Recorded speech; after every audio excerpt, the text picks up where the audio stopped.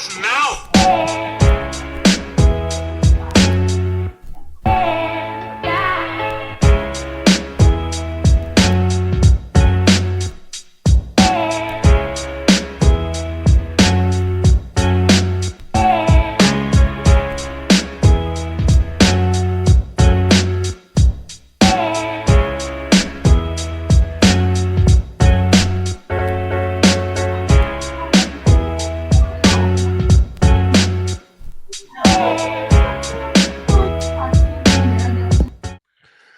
Welcome, everybody, back to another episode of the Big Doug and Carmi Show, your one-stop shop for all things Commanders. George is out, but have no fear. We got a great show lined up for you today. Senior Sports Illustrated NFL writer Conor Orr is our guest today. Conor, how are you? I'm doing well, thanks. How are you? Very good. First time on the show. We appreciate you coming on. We always try to get to know folk a little bit. I'm curious how you kind of got started in the industry and how you ended up at Sports Illustrated. Yeah, so this will be season 15, which is really exciting, covering NFL football. Started back in 2010 with the Star Ledger in Newark. I used to cover combat sports, MMA, boxing, a lot of that stuff. And then that year that the Jets were going to their second AFC championship game, I got moved over onto football as our number 2, our B reporter. And then from there, took over the Jets beat, worked that beat for a little while, took over the Giants beat, worked that beat for a while, and then went to NFL Network in 2014, and then Sports Illustrated in 2018. So Sports Illustrated is obviously where I always wanted to end up. I've been getting the magazine since I was 6 years old, so I love it here. It's great. We have an awesome team, awesome bunch of people to work with. So I'm really happy. Yeah. You're also one half of the MMQB podcast. Do you have a preference writing to podcasting? I like writing more because I get the chance to think about what I have to say. Like, I'm not one of those people that I think about like conversations that I have for the rest of the day. Like, when we get off of this podcast, I'm going to say, oh, was I nice enough to Doug? Like, did I say, you know what I mean? Was I, that'll bother me for the rest of the day. And so podcasting's tough, especially now that we clip everything for social, that, you really have to be thoughtful when everything comes out of your mouth, because things can get taken out of context. And so I like writing because I can sit there for a little while and I can say, okay, this is exactly what I want to say. And I know it and I can read it. And even then, sometimes you get taken out of context. But I like writing a little bit better. When you're writing, are you in a room by yourself? Do you have music on? You like it quiet? Do you have a particular routine that you go through? No, my neighbors make fun of me. Like, there was this past year, I was home for I think the last week of the regular season, and we had like a New Year's party for all the kids in the neighborhood.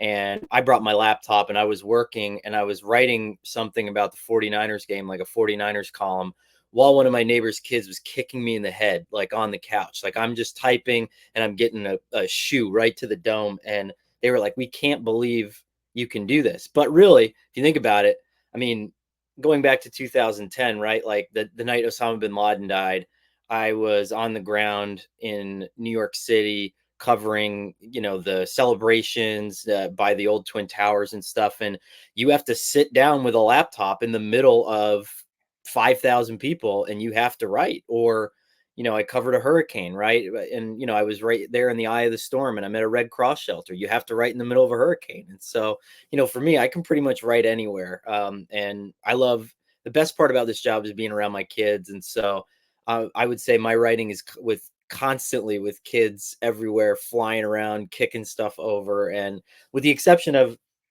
if I have a cover story for the magazine, I'll usually try to lock myself away for a little bit, just to make sure that everything's perfect for that one. About how long is the process for stories? I mean, I know they differ depending on how long they are, but I mean, what can you take me through a little bit of the process? Yeah. So we just wrapped our football preview issue cover story, and we started reporting that the first week of June. And then after that, it was getting home. It was listening to probably 8 or 9 hours worth of tape, probably more because I had a partner on it. So we probably had about 19, 20 hours of tape. You go through and you listen to all that, you transcribe all that. It's you meet with your partner every couple of hours. Well, here's what I want to write. Here's what I want to write. You meet about putting it together. And then the writing process for like a 4,000, 5,000 word story could take, probably a week or two with constant communication. This was a little bit truncated this year because my partner had to go to Paris for the Olympics. So we had to make sure we got everything done on time. But so those are the big ones, right? And then I would say the little ones, the columns, it's like anything else, right?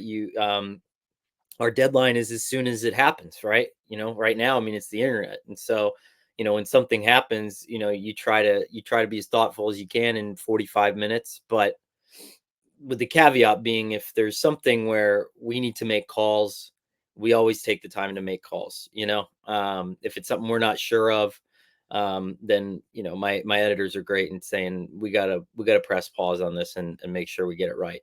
Like when Daniel Snyder sells the team, right? I don't need to pause and say, well, is this a good thing or a bad thing? I'm pretty sure we all know that's a good thing, right? Pretty Yes. universally sure, right? So that one we write in about half an hour, right? We get that Right. out because we want to be part of the conversation, and we know what we're going to say. So it differs a little bit. For young writers, what is a piece of information or advice that you've gotten in the past that you think is important to pass on to them? Best writers, I mean, well, listen, I hope there are young writers. Let me say that first, because right Yes. now we got a bunch of young, everyone wants to be young TikTok, young YouTube, Right. and I speak to a lot of schools and a lot of classes, and the writing's kind of going by the way of the dodo. But I will say that if there are young writers out there, be young readers. It was the thing that I probably learned a little too late in life, but I'm a voracious reader now. The only way to get good at writing is to get good at reading, so read everything you can get your hands on, not just sports, everything. And the best writers of all time were the best readers of all time, so I Yeah, I can love that. guarantee you that. Yeah. All right, let's get into the NFL a little bit. It seems like every year we have injuries in the preseason. It feels this year like we've had a bunch, and yet coaches like Andy Reid are putting his best players like Patrick Mahomes out there for multiple games. Are people around the league? It feels odd that most of these guys, all these guys really are working year round, and yet it feels like we don't hear about these injuries when they're off doing their own private work, but more when they get to camp. Can we put a finger on why that is?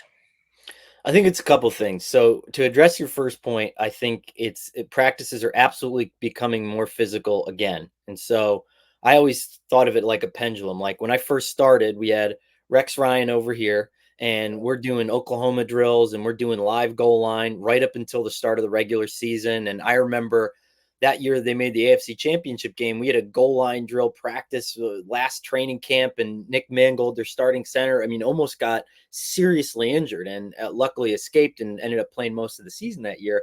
But like, you didn't even think about that stuff even 15 years ago, right? And then it swung all the way in the other direction when you got guys like Chip Kelly started coming in and saying fast practices, short practices, only bare minimum, time, and then we'll save everything for the field. Now, I think as good as the Lions have gotten, I would say they're responsible for the pendulum now swinging back a little bit toward Rex, where like these practices have to be a little nasty. We gotta callous ourselves to the season. And I was at Giants camp and Brian Dable was telling me, hey, we're not doing 7-on-7 anymore with Daniel Jones. Like Daniel Jones is doing full team practices. He's Mhm. gonna Dexter Lawrence is gonna be in his face on every single snap because that's how I want it to be. And so it's this forever balance, right? It's a darn if you do, darn if you don't thing, right? If you do these short, soft practices, you'll be healthy, but then maybe those guys will get hurt when they start moving around anyway during games, right? And if you have these hard, long practices, you might lose a couple more guys in the preseason, but you might not lose as many during the regular season. So I think it's sort of a two sides of the coin thing. I think in terms of doing their private work, it's a good question. I think such a large amount of the private work, right, is done on natural grass fields. It's done, and it's short, right? Like I've sat in on a couple of these workouts, like a couple years ago during the pandemic, we did a virtual one with Derrick Henry where we followed him around for the whole day while he was working out, right? Really, it's like an hour and a half Right. max, right? Mhm. You're trying to give your body time to rest, but you're also trying to, get stronger and get ready for the regular season. And some days are heavier than others, but you know, most of the stuff you're doing is like weight training, recovery based stuff, and then maybe a little bit of linear or mobility stuff, but not the kind of thing where you're, doing kind of awkward live cutting, until really closer to the regular season. Like some of these guys have the George Kittle tight end camps, stuff like that. So my guess is it's a combination of a lot of things. It's surface, it's the individual care that you're getting, right? You have a one-on-one trainer most of these scenarios in the off season, and it's just what your coaches want to do. I mean, some of these guys want really physical practice. There's still a lot of coaches who are really risk averse too. Mhm. You mentioned the playing surface. I'm curious. I've always wondered why the NFL hasn't partnered with somebody to have a universal playing surface for every stadium. Do you think that's something that we'll see someday? I don't think so because the reality of everything is money, right? And Right. for me, like, you think about the Giants, for example, right? And the Giants and the Jets, they don't have a roof on their stadium. And so there's basically a cap on what they can earn for a year. And they have to pay for this thing, right? And so you have 16 games between the two teams and you have concerts and all that kind of stuff. And you got to wedge that all in between like April and like late October, right? And if you're throwing, and so a lot of this have to happen during the football season. If you see if whatever, Luke Luke Combs, I think, was just here, right? Mhm. And so Luke Combs comes, and you trample that grass, you're host, right? Like there's no other option. And so I think unfortunately a lot of these teams are in these situations where they've hamstrung themselves financially to the point where they have to pack all these events in, and you can't do it on natural grass. Now, do all these guys have the money to do it like Real Madrid does? And you have a grass surface and it pulls out and then it goes down and then it goes underneath and then the artificial one comes up. Like, yeah, I bet all these guys do have that money. Are they going to spend it? Probably not, So Right. I think that's where the difficulty comes in, right? Is like, can you force them to spend that money? We're seeing the Guardian caps in preseason. Do you think we'll see them? I know they're the option to wear them during the regular season, but in a league where guys don't barely want to wear the pads anymore for fear of losing whatever little tiny bits of speed it might cost them, will we see the Guardian caps and will we eventually find the league requiring them to wear them during the season? I'm not sure about requiring to wear. It's really interesting. I talked to the Guardian Cap folks a couple weeks ago. I have a story coming out actually in a little couple days, but they don't know how many. Every team has Right. at least five on on retainer, right? In case players want them. Some teams have 100, right? Um, the couple of the Colts guys wore them in the preseason games. I talked to a player a couple weeks ago, and he said, "My brain is what it is. I'm not putting this thing on my helmet ever." And so, I think it's complete polar opposite stuff. I have my own personal opinions. I mean, I have a son that's probably going to start playing football here in a couple of years, and so I know what I'm going to do. But I think at the end of the day, it's a personal choice.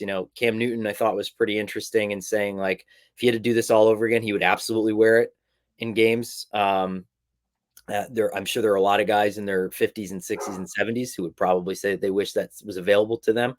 But it's an individual choice. So I'm really interested because not even the company knows, like they have Right. no idea who's going to wear it, who's not going to wear it, or even if we'll see one guy doing it this year. Kickoff rules changed. Are you a fan of the new kickoff rule? Not yet. And so my thought process is this, and I'm curious what your take is on it, but I think that it turns into a situation where, the umbrella defenses in the NFL got really popular because guys were sick of getting ripped apart by Tyreek and Mahomes and giving up 80-yard touchdowns. It's going to happen with the kickoff return, right? Where you're going to be as risk averse as possible because what's the fastest way to lose your job as a special teams coordinator? It's to get an 80-yard kickoff return ripped on you, right? So whatever, you're going to kick it out of bounds, or you're going to find the way to make it the most conservative that you possibly can. Like, I think most of these guys are going to give up the yardage, right, and just not Yes. put the ball in play, but maybe I'm missing something, like I don't think that the Chiefs having the extra guy on the field, I don't think that's going to happen unless you find like a true rugby style guy who can handle the rigors of that, and you're not giving up any touch on the kicks. And so I think there's going to be a lot of neat ideas, but at the end of the day, I think it's going to be a lot of cover your own butt sort of stuff. You know what I mean?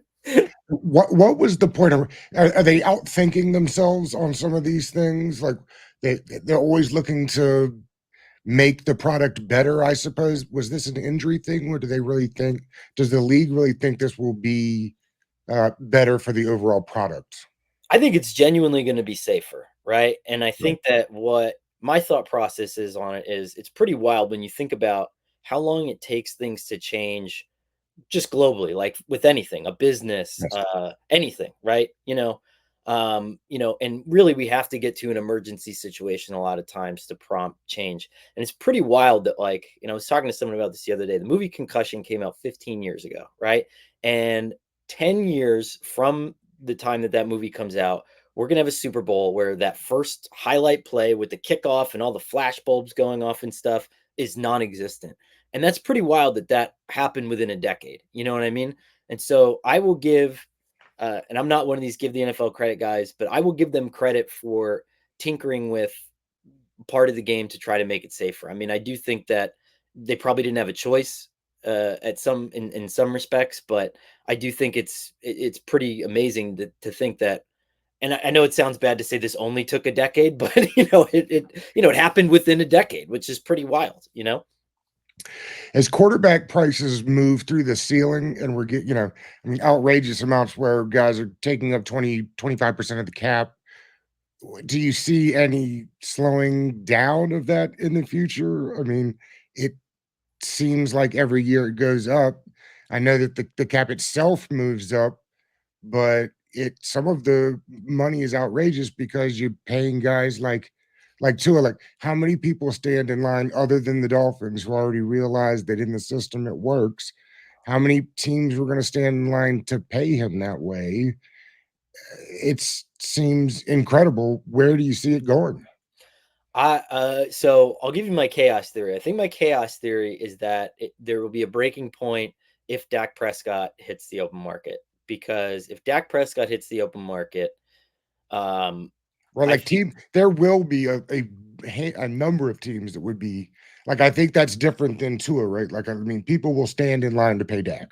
right, but you like rising tide lifts all boats, right? So Dak Prescott hits the market, and then I think that the market jumps from 55 a year, where it is now, to 65 a year very quickly. Maybe and if there's that one desperate team like the Browns with Deshaun Watson, one agent said he could push $70 million a year. Think about that, $70 million a year for a quarterback. So, but then what happens when Joe Burrow comes up again? What happens when all these guys come up a second time? And well, maybe not Lamar Jackson. I don't know if Lamar Jackson will get another contract as good as this one. But the point is, like, I think when that happens, I think that owners either figure out a way to do like a separate QB cap. Maybe they're so content with the TV deals going up and up and up and up that they just don't care. Or but I do think that could be like our cataclysmic moment, because Deshaun messed a lot of stuff up too, right? I mean, how many people Yeah. were legitimately angry and upset with the Haslams for what they did when Lamar Jackson or when Deshaun Watson was up, Mhm. and then Lamar Jackson wanted a guaranteed contract. And so you saw kind of the, whatever you want to call it, the behind the scenes collusion, whatever it is, right? So I would imagine, like, if Dak hits the open market and blows the lid off this thing, then we see everybody kind of closing ranks and saying we can't pay these guys $100 million a year. Yeah, it's funny that you mentioned that. I have asked a number of people about that separate quarterback kind of cap thing, and it's been poo-pooed a bunch. But I mean, $70 million. What is that going to be, like 35% of the cap? I mean, it's a Yep. It's an outrageous number. Um, you mentioned Deshaun Watson. Two things: is he cooked, and is that the best division in football? I think it's the best division in football. I think it has been for a long time. And I don't know. I mean, it's hard, right? Like I think that a lot of things have changed since Deshaun was really good at football. And I think that he needs to adjust to that. Like, I think the one thing that nobody's really talking about is when he left the NFL or left, played his last games with the Texans, we were a cover 3 Seahawks league, and that meant certain things for certain quarterbacks. Then he comes back, and we are a cover 2 Fangio league, which puts an umbrella on a lot of big plays, and which really it it it accentuates quarterbacks like Joe Burrow, like guys who really good kind of short to medium range accuracy. Like it's a different league now, right? Patrick Mahomes, but then you spin it forward, and now I think we're kind of going to be in this like hybrid Ravens Mike McDonald league where there's going to be a lot of pressure on these quarterbacks. They're probably not going to be able to run as much. They're going to be trapped in the backfield a little more. So what does that mean for Deshaun? Can he evolve his own game? And and B, is he healthy? I don't know. I mean, that's the big question. You go out and you get off-season shoulder surgery, and you can come back like Baker Mayfield did and earn yourself $100 million contract, or it could go the other way. We'll use that as a segue. It's funny that you brought up Baker Mayfield. I was going to ask you if that's the best division in football. Is the NFC South the worst division in football? And is that why we're seeing the Falcons load up? I mean, they've got Kirk Cousins. You talk about win now windows. While every team should be in win now mode, it feels like they really are in the epitome of win now. Yeah, I mean, I think they're punching the accelerator. You don't get rid of Art Smith with a couple of years left on his deal if you weren't pretty serious about winning now, which is what makes the Penix pick actually all the more incredible to me Right. personally. Yes. But yeah, I mean, in their mind, they have the skill position players, and you do it now, especially, right? I mean, Drake London, you look at the receiver market is outrageous. It's at $35 million a year right now for the top end guy, right? So while Drake London's cheap, I don't know if Kyle Pitts will get a giant second contract, but you look at the Christian McCaffrey and Saquon deals is probably the creme de la creme of the running back market. And Bijan's probably going to want that after year 3, right? If he's smart, he's probably going to start to set the ground for some sort of a holdout, right? Because running backs have to capitalize on their shortened career span. So yeah, you got to win now. And they traded for Matthew Judon this past a couple days ago. So all that, yeah. I mean, you have to load up now, because if you don't, I mean, I don't think any of these teams are really ascending necessarily. Like, the Saints, I think, still have to go down. Yeah. I think they're pretty old roster, right? And they're gonna have to face all the comeuppances that they've had with the salary cap. The Panthers probably still have a little more time. And the Bucks, another team that just is very veteran, right? But there is a kind of a ceiling on that team, right? And so they're gonna have to go through their struggles. So I think it makes sense to punch the accelerator. Is it the worst division?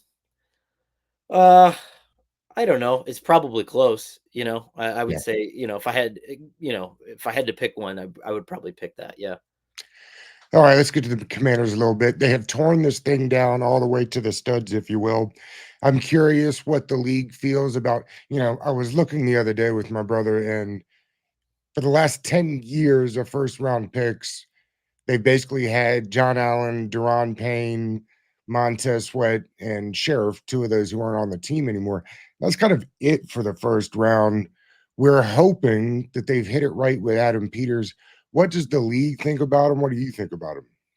I mean, I think that 49ers system, what I think was the most impressive about it, and it's hard, right? Because Patriots system was really impressive too, but it was impossible to replicate. And I think what you hope that people can take from the 49ers system and the Rams system and maybe a couple of these teams, I would say the Bears are getting close to this too now, is like the shortened pipeline between your coach and your GM, where like one knows what the other wants. And everyone says like, oh, people say that all the time. It's, every team does that. No, I mean, most teams are a mess, realistically speaking, right? Like the GM is in the owner's ear saying, well, I have all these great players and you should fire the coach because he's not doing a good job. And the coach says, I'm not getting any good players. You should fire the GM because he's not doing a good job. Right. And the 49ers are winning because they're, and the Rams too, because they go into every draft and they say, well, we need a wide receiver, but this is exactly what we need. Like, this is exactly what we're looking for. We need him to be a blocking first player. We need him to be aggressive. We need him to be able to run these 8 routes. We need him to be able to do this, that, and the other thing. And so that's what I think is valuable, is realizing that, like, as a GM, you have to A, know that your coach knows what he's doing, and then B, respect that and just funnel him the players that he wants, and you have to eliminate the ego from it. And it feels like, at least early on, that what you're saying is what they've got here in Washington with Peters and Dan Quinn. I'll ask you about Dan Quinn. I mean, he's 3 or 4 years removed from the Super Bowl, and he's not a defensive, the guy that was here in Washington before was a defensive minded head coach, but he was still in that we don't care if we win 17-14 mode. Dan Quinn has brought in offensive coordinators and let them score 30 points. We're trying to get to 40 points. I mean, people forget, but when Shanahan leaves, I mean, he brings Sarkisian in. And if he got the same Sarkisian that there is now, I mean, who knows what happens in Atlanta, right? So I'm curious your thoughts on Dan Quinn as kind of not the typical defensive minded head coach. Yeah, I mean, his Achilles heel has always been the OC. I mean, he had his best years with Kyle Shanahan. He was back and forth with guys like Dirk Cutter, and he had Raheem Morris as a play caller for a little while, and then Steve Sarkisian as a play caller for a little while. And so you're kind of moving through all these potential scenarios, right? But I mean, I think Dan's a great coach. I mean, we used to go when the old MMQB team was together and Peter King was here. We used to go down to Flowery Branch when he was the head coach of the Falcons. And I would just say, from a personal standpoint, if I had to pick one head coach in the league that I wanted to play for, it would be Dan. Just the energy, the enthusiasm, the atmosphere, all that kind of stuff. I mean, he just had it. I think he gets it. And just a genuinely, like, good human being, like a solid dude and someone who's going to communicate with the players and be open and honest. I think the problem has always been, the struggle has always been the offense. But, you have Cliff Kingsbury, and I think you're probably going to see this sort of Ramsey 49ers hybrid stuff. Like, I don't think it's going to be very air raid. And so we'll see what happens, but the problem always is, with Dan, it's just, if he has a good offensive coordinator, he's going to lose him. Right. And then you're going to have to replace him, but I really do think he got the hires right this year for sure. Yeah, I've been saying this. To me, it's the biggest question of the offseason so far is like, what will the offense actually look like with the three-headed monster of Cliff Kingsbury, Anthony Lynn, and Brian Johnson? Because Anthony Lynn kind of does the stuff that Cliff Kingsbury historically has not been very good at. You mentioned that offensive coordinators leave if they have success when you have a defensive minded head coach. I know everybody wants another shot. Do you think Cliff is one of those guys that realizes he was a better offensive coordinator and maybe just likes drawing up plays on the whiteboard? Or do you think he'd like another shot? It's a good question, right? So, well, first, I think that the reason you bring in Anthony Lynn is because the 49ers system basically requires like almost 2 separate offensive coordinators. You need a guy that's going to install the running game, and you need a guy that's going to install the passing game. And you need both of those guys to work together because they have to be intricately tied at the hip, right? But the running game there is so exact. Like, exactly where your feet are going to be, exactly how the line is going to do this, exactly how everything's going to look. So prediction wise, like, I do think that the Commanders are probably going to look a little bit like, and I don't know if this brings up bad memories or what, but like probably a little bit like the team looked during RG3's rookie year, right? Mhm. Like, I think it's going to be blocked up similar. You saw a little bit of that against the Jets in the preseason game, very tiny little bit of it when they were in the pistol, right? So I think it's going to look like that. I think it's going to be blocked like that. And so, that's what it's going to look like aesthetically. Would Cliff realize that? I don't know. I doubt it. He's very young. He's been a head coach for a long time. He's had success, and those guys all want to run their own ships. I mean, once you've made it to the height of the NFL and you've won big games, you don't want to take orders from anybody else, until you're much older, right? And then you get to a point where you're 60, 65, and you're saying, okay, I want to leave at 8 o'clock, and I want to hand in my game plan and go home, but I don't think he's there yet. They've turned over, I think, roughly 65% of the roster from last year. You're out at camp the other day. How far off do you think they think the roster is? I don't know how far off they think it is. I think I don't think that you bring in guys like Bobby Wagner and Austin Eckler. You do that for one of two reasons. One, if you think you're going to make the playoffs this year. And I don't know if they're there, I mean, I'm sure they think they're there. I don't know if they're there. Right. Or the other thing is you do it if you have guys who you just don't think that they know how to win. Right. And you need those people around, and I think they brought in a lot of these solid dudes, like good veterans, pros, guys who know how to win in the NFL, and you just want them to exist in their orbit for a little while, just until you kind of get everything going. And I think that I think they get a pass, I mean, this thing has been so mismanaged for such a long time that, you have to give them time, you have to give them a little bit of time. And so I think that they will get that. Do I think it's a playoff team? I actually just did my predicted all 272 games. I just turned it in like 20 minutes ago. I don't have them making the playoffs, but I think they're going to be in a lot of these games. I think they're going to be a tough team.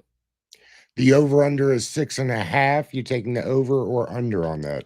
Uh, um, I had them just under. I mean, I had them at 6, but it's hard, right? Because like I hear from so many people every year. They're like, I can't believe that, you had us winning this, and this other writer had us winning this many games. But that other writer didn't predict every other game, because, you can't tell me, oh, like, it's easy for me to say, I want the Commanders to win 9 or 10 games. I like everybody on that team. I think it's a fun team. And Jayden Daniels is my favorite player in the draft, spent a lot of time with him for a cover story we did before the draft. I would love it if they won 9 or 10 games. That'd be great. But who's not winning those games? You know what I mean? Like, Right. who are you taking those games away from? Can I be a serious reporter and say that, okay, whatever it is, the Eagles are going to go 6-11 or something like that? No, I can't say that. So, I have them just under, maybe, but with the caveat that maybe like last year's Cardinals, like a lot of those wins or losses are tough losses, like they're in a lot of these games, and Right. Jayden Daniels plays really well, which I think is all that matters at this point. We've done a bunch of fantasy football in the offseason. Jayden Daniels seems to be like the darling of the community. What do you expect from him this year? It sounds like you were really high on him. I loved him. I just think as a person, as a player, I think the ceiling's really high. I think in order for me to get like truly hype, I have to see how he fits within the context of the offense. Like, I can go see him at practice, I can go see him at a preseason game, and I can see that deep shot that he had to Yeah, I uh, mean, yeah. So he hit that in practice too. It was the same play. right. And he can drop that in the bucket with regularity. He's a great deep ball thrower and always has been. And that's not just because he had Malik Neighbors, right? But how do you design plays consistently to get your wide receivers in one-on-one situations? Like, that's what I need to see, because we know he can do it. It's like, can Cliff Kingsbury and Anthony Lynn do it? And so I need to see that. Unfortunately, we can't see 3 or 4 games before we draft a fantasy team, or else I'd be probably in a lot better of a spot than I am every year, Would you continue? I've seen people say with the injuries, don't play him anymore. You've got to have him for week one. Does he need the work? Would you play him? Where do you stand on playing young players in the preseason? What your thoughts on that? Yeah, I mean, I think it can happen anytime. I mean, Right. JJ McCarthy, like, Brutal. played incredibly well. I thought he was probably maybe tied for second in terms of the best debuts of all those guys. Like, looked electric for part of that game, and even bounced back from the pick. And even the pick he threw, I thought the receiver didn't help him out at all in that play. But it can happen anytime. So I think a lot of these coaches are just like, what am I going to do? You know what I mean? And I Yeah. and I agree with that sentiment, right? It's like, don't be silly. Like, there's a point where like when Matt Patricia was the Lions coach, and he was having his players run hills after practice and then in 95-degree heat, and his $25 million a year guard breaks his foot, like that's your fault. That's Right. dumb. But who's going to get mad at you for playing him in a preseason game? I mean, you have to make sure these guys are ready. They have to see everything. So I'm a proponent of playing them for sure. Connor, this was great, man. I really appreciate it. I had a great time today. We'll maybe do this again sometime. Yeah, no problem, Doug. Thanks for having me. All right, man. Thank you.